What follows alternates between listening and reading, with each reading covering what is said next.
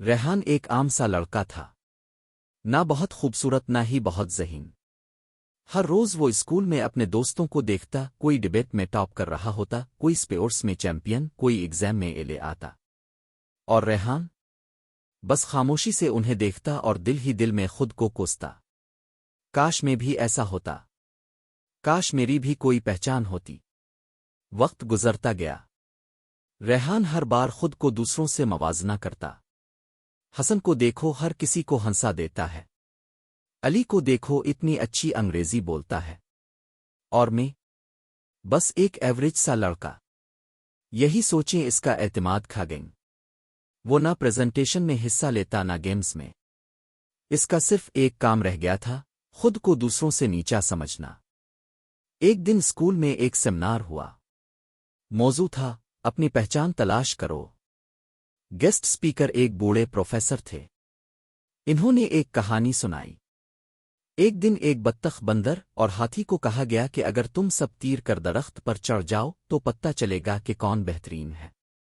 بطخ پانی میں بہترین، بندر درخت پر، اور ہاتھی بس کھڑا دیکھتا رہ گیا۔ کیا یہ انصاف تھا؟ پورا حال خاموش تھا۔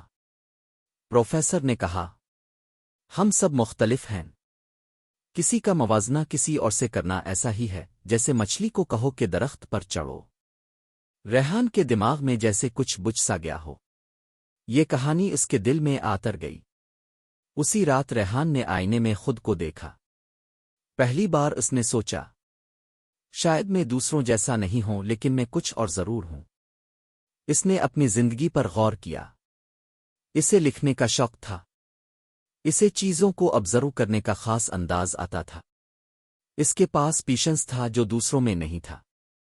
ریحان نے ایک نیا فیصلہ کیا، میں صرف اپنی بہترین ورژن بنوں گا، کسی اور کا نہیں۔ ریحان نے روز جرنلنگ شروع کی، کہانیوں کے چھوٹے چھوٹے آئیڈیاز لکھنے لگا۔ کلاس کے اینڈ میں اپنی لکھی گئی ایک شارٹ سٹوری ٹیچر کو دی۔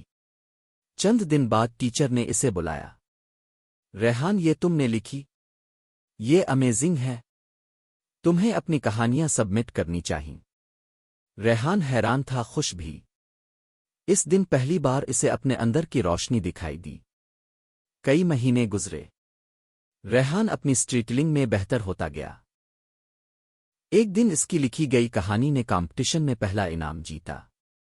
وہی لڑکا جو ہمیشہ خود کو دوسروں سے کم تر سمجھتا تھا، اب اس کا نام سب کی زبان پر تھا۔